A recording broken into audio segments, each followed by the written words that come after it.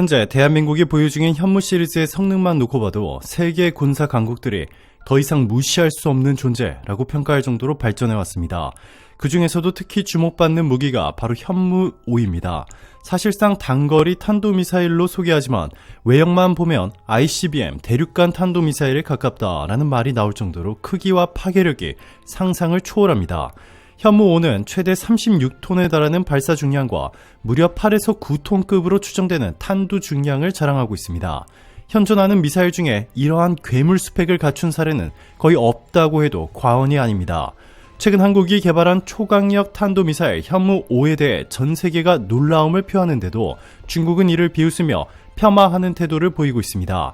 중국 관영 매체 환구시보는 현무5의 성능에 대해 단거리 탄도미사일에 불과하며 사거리와 전략적 의미에서 중국의 둥펑 시리즈에 비해 한참 뒤처져 있다라는 비판적 평가를 내놨습니다.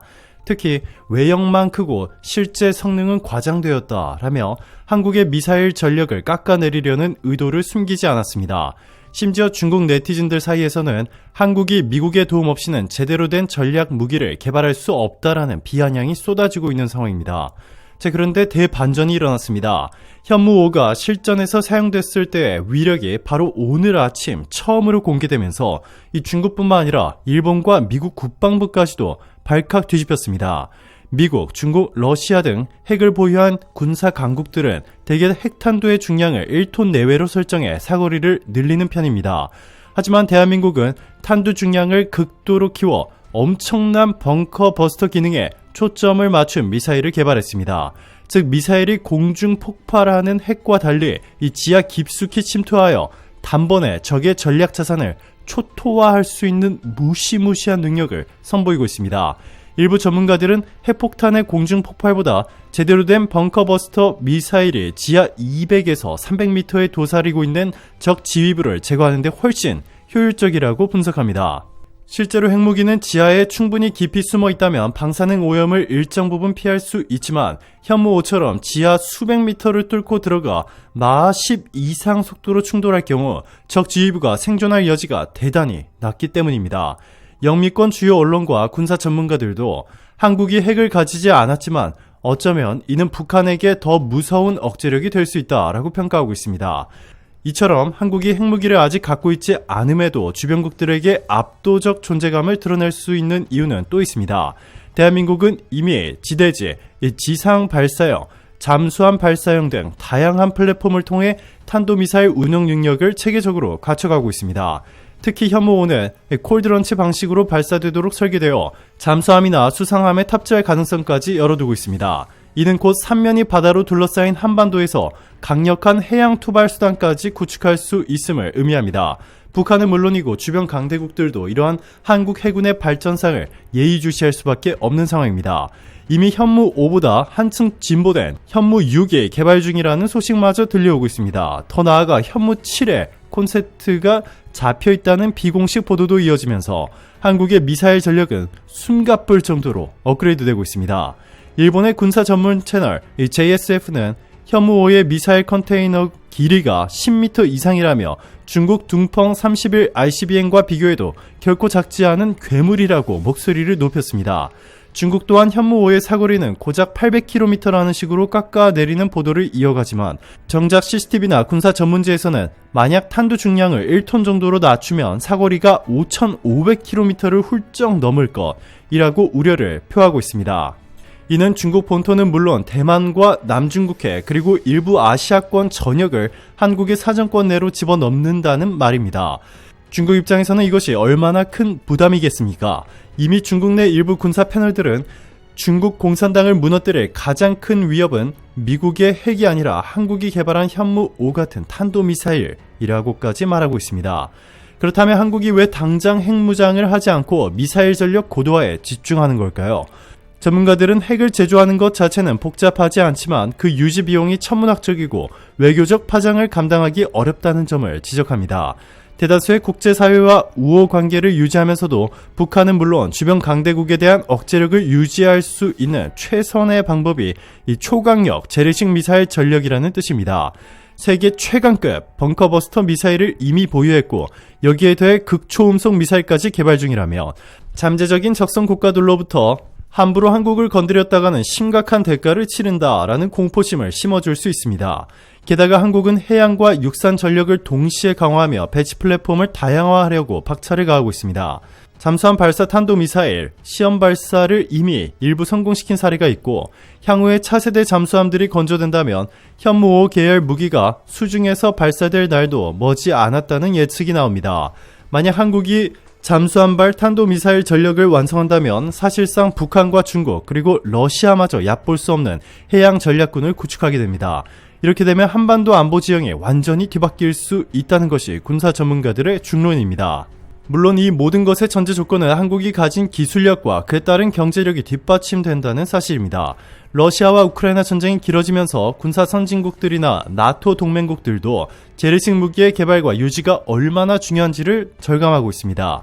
그런데 한국은 이미 K9 자주포, K2 전차, 각종 지대공, 지대지 유도무기, 그리고 현무미사일까지 독자 개발을 성공적으로 진행해왔습니다.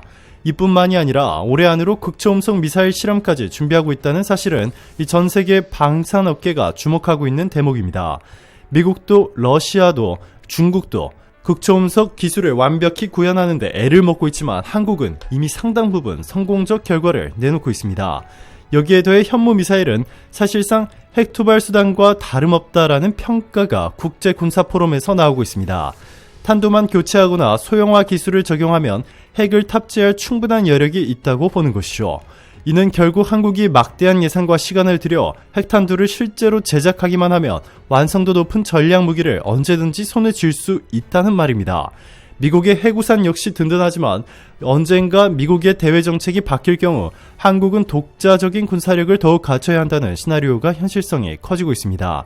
중국과 러시아 역시 한국이 작은 나라 주제에 왜 이렇게 위험한 장난감을 만드는가 라는 식으로 비난하고 있지만 그 자체가 곧 한국의 전력 고도화에 대한 두려움을 역설적으로 보여주고 있습니다. 더구나 북한은 현무5의 개발 소식이 들려올 때마다 대남 위협 발언을 한층 더 거칠게 바꾸곤 합니다. 현무5는 지하 수백 미터에 숨어있는 우리 지도부를 노린 미사일이니 실전에서 생존을 기대하지 말라라는 식의 협박이 오가고 있으나 정작 그러한 강경 발언이야말로 현무5가 북한에 얼마나 큰 공포를 안기고 있는지를 반증합니다. 그 결과 북한은 저마다 더 강력한 무기를 내세우려 하지만 현실적으로 한국이 가진 기술력과 예산 그리고 외교적 네트워크를 따라잡기는 쉽지 않아 보입니다. 북한이 대륙간 탄도미사일을 시험 발사했다 해도 한국은 이미 세계적인 우주로켓 기술을 바탕으로 극초음속 미사일부터 다탄두 재도립 기술까지 연구하고 있습니다. 게다가 한국은 결코 국제사회의 제재 대상이 아니기에 부품 수급이나 위성 기술 확보, GPS 정밀 유도 등에서 훨씬 수월한 위치에 있습니다. 이는 곧 북한이 기를 쓰고 노력해도 한국의 속도를 따라잡기 힘들 수밖에 없다는 점을 의미합니다. 단순히 북한만 겨냥한 것이 아니라 중국과 러시아를 동시에 견제할 수 있는 현무 계열 미사일은 극동아시아 안보 환경을 뒤바꾸는 게임 체인저로 평가받습니다. 중국 매체들은 하루가 멀다 하고 현무5를 격하하려 하지만 내부의 군사 전문가들은 한국이 보유한 이 무기는 지하 깊숙이 숨은 중국군 지휘부까지 제거할 수 있을 것이라며 경계심을 감추지 못하고 있습니다. 결국 현재 대한민국이 보여주고 있는 군사적 기술력과 전력 강화는 평화를 지키기 위한 의지의 산물입니다. 역사를 통해 주변 세력이 한반도를 유린해온 아픈 경험을 되풀이하지 않겠다는 국가적 결단인 것입니다. 우리는 핵 없는 핵보유국의 수준에 도달했다고 해도 과언이 아닙니다. 만약 국가적 총의가 모여 핵보유를 추진한다면 핵폭탄과 강력한 탄도미사일을 결합해 순식간에 아시아의 패러다임을 바꿀 수 있다는 것 또한 부정하기 어렵습니다. 그러나 현 시점에서 한국은 핵무장을 자제하는 대신 재래식 무기 분야에서 압도적 우위를 통해 사실상의 핵억제 효과를 누리는 길을 선택하고 있습니다. 이러한 흐름 속에서 북한이나 중국, 러시아는 한국을 함부로 흔들 수 없으며 그들이 먼저 도발한다면 그 어떤 결과가 닥칠지 잘 알고 있습니다. 이는 대한민국이 비록 작은 영토와 한정된 자원을 지닌 나라일지라도 그동안 쌓아온 기술력과 경쟁력이 결코 만만치 않다는 사실을 입증합니다.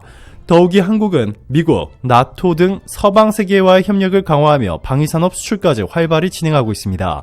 각종 자주포 K9과 K2, 전차, 잠수함, 군함, 미사일 시스템 등으로 이어지는 K-디펜스가 아시아는 물론 중동, 동유럽 시장을 석권해가고 있습니다. 이렇듯 국방력이 점차 보강되면서 국제사회에서 한국은 더는 전쟁의 희생양이 아닌 스스로를 지킬 수 있는 강력한 국가라는 인식이 자리 잡고 있습니다. 전 세계가 한국 무기를 주목하는 이유도 마찬가지입니다. 특유의 기술력과 우수한 경제력, 그리고 확고한 국방 의지로 만들어진 현무5와 미래형 현무 시리즈는 한반도뿐만 아니라 동북아 전체에 새로운 균형을 가져다줄 전망입니다. 전쟁을 원하는 국가는 어디에도 없겠지만 만약 누군가 한국을 침범하려 든다면 그 대가는 상상 이상의 참혹함이 될 것임을 현무5는 증명하고 있습니다. 결국 평화는 힘의 균형에서 비롯되며 한국의 고강도 미사일 개발은 그 균형을 맞추는 핵심 역할을 수행합니다. 북한, 중국, 러시아가 감히 넘볼 수 없도록 압도적 타격 능력을 추구하는 것은 국가 생존의 필수 조건입니다. 스스로 강해지는 길을 택한 대한민국은 이제 세계 군사 무대에서 눈에 띄는 존재가 되었습니다. 탄두 중량 9톤이든 8톤이든 속도가 마 10이든 그 모든 스펙은 결국 한 가지 메시지를 말해줍니다. 우리는 적에게 결코 굴복하지 않을 것이며 끝까지 국토와 국민을 지켜낼 것이다 라는 굳은 의지입니다. 오늘도 감사합니다. 최고로 멋진 하루 보내시길 바랄게요.